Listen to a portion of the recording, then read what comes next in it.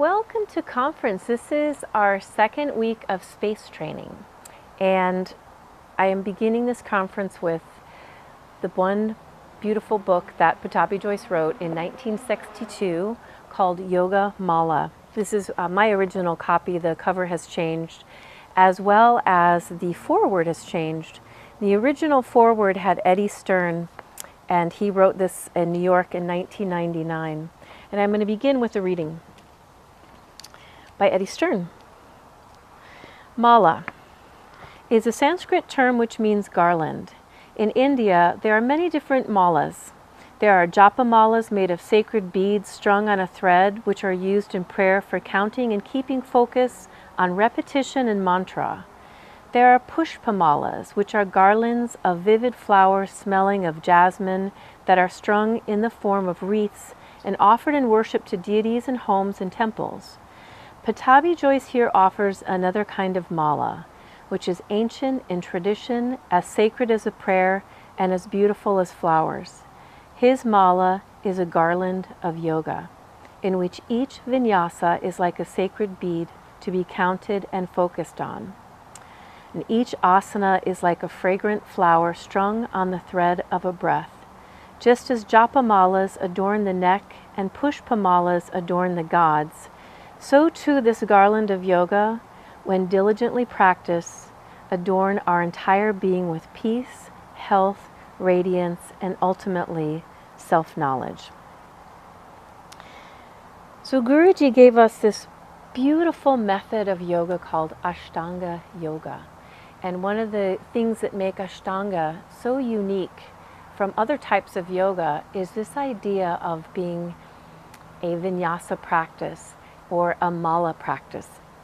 And in that we have a very specific set of poses done in a very specific order, and we link them together through breath and movement. So every single pose has an entrance and every single pose has an exit. And using Guruji's analogy of the mala, I have my favorite mala beads on right now to demonstrate. In Ashtanga, we would have all of these beads representing our asana or our vinyasa, and the thread would represent the breath.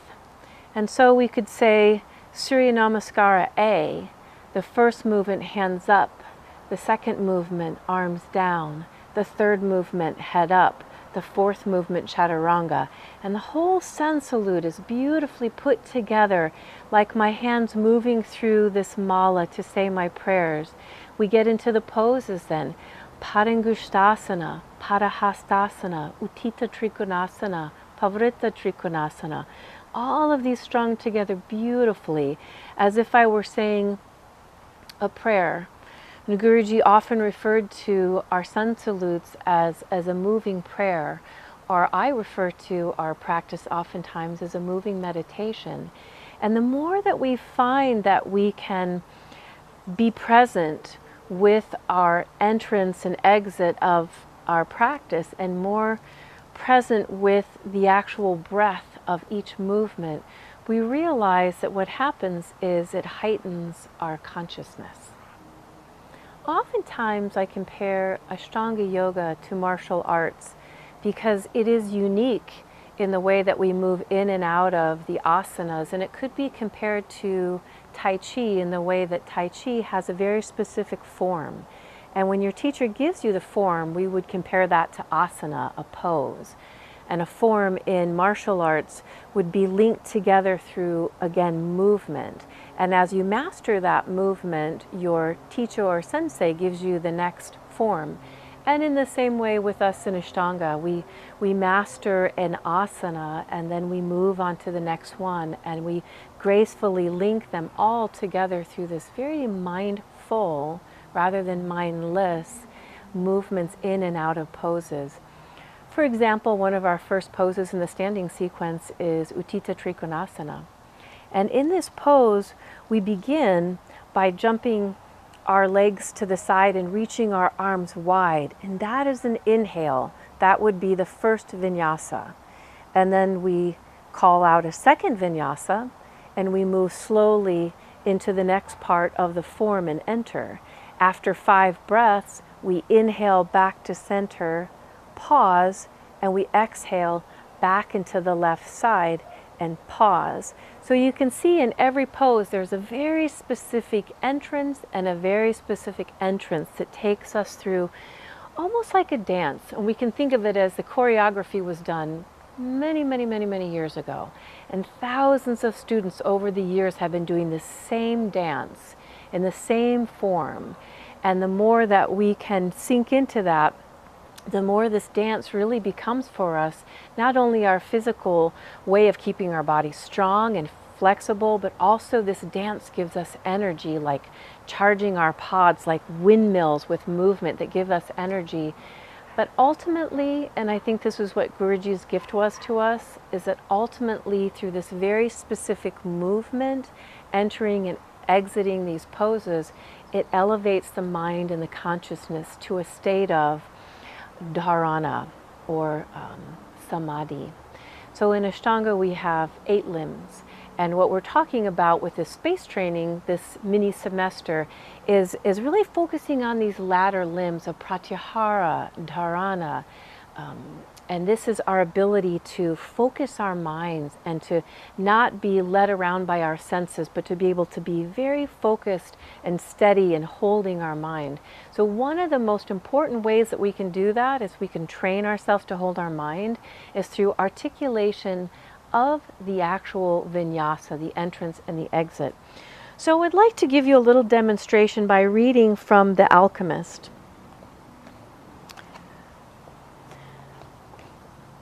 Because it's not love to be static like the desert, nor is it love to roam the world like the wind, and it's not love seeing everything from the distance. Love is a force that transforms and improves the soul of the world. When I first reach out through it, it's hard. Now the second reading is going to be The Alchemist with punctuation.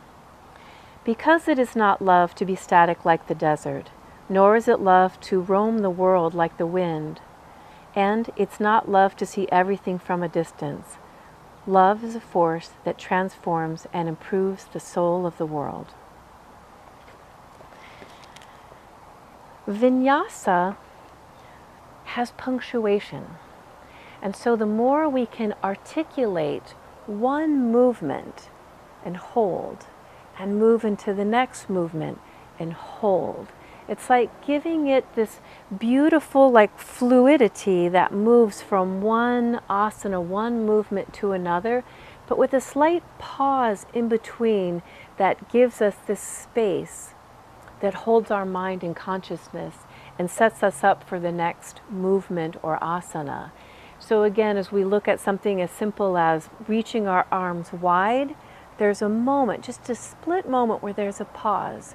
And as we exhale into the next movement, a pause. And after the 4 breaths, again, we move back up through triangle pose with a slight pause into the next movement with a pause.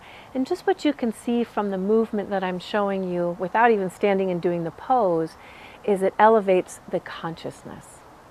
As a practitioner for many years and a teacher for over 20 years, I am very aware when I am practicing in a way that's not very mindful. I would even say sometimes sloppy or messy. And that's when my vinyasas are just running together. My mind is wandering around a bit. I'm looking around the room. I'm thinking thoughts and I'm not very focused. I'm not in dharana. I'm not holding well. And other times when I am able to quiet myself and be very present in the way that I move through the series, and I hold each vinyasa and asana in a way that heightens my consciousness, and it becomes a mindful practice. And as a teacher, of course, I see that all the time. Looking around the room, I can see a room full of people sometimes practicing together, so cohesive and really moving mindfully and holding that prana high for each other. And times where someone's just a little bit off, and in that being off, it throws the energy off, and I can see maybe where they're looking around and not quite fully present. So we're going to end this teaching with a little demonstration from the Yogashala and a few students that agreed to give you a demonstration of a sun salute that is a little sloppy, where I'm calling out the very specific movements and breaths, but the students are sort of in and out at a different place. And the second sun salute, where everyone is very mindfully moving and breathing in a state of beautiful articulated vinyasa, like the second reading of The Alchemist. Surya Namaskara A. Ekam inhale. Due exhale. Trini inhale, head up. Chatwari exhale. Pancha inhale. Shat exhale. And breathe.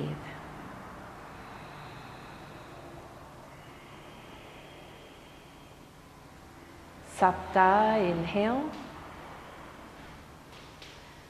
Ashto exhale. Nava inhale. Samasthitihi. Surya Namaskara A. Ekam inhale. Due exhale. Trini inhale. Chatwari exhale. Pancha inhale. Shat exhale. Just as a japamala adorns the neck and the pushpamala adorns the gods, so too does this garland of yoga, when diligently practiced, adorn our entire being with peace, health, radiance, and ultimately self-knowledge.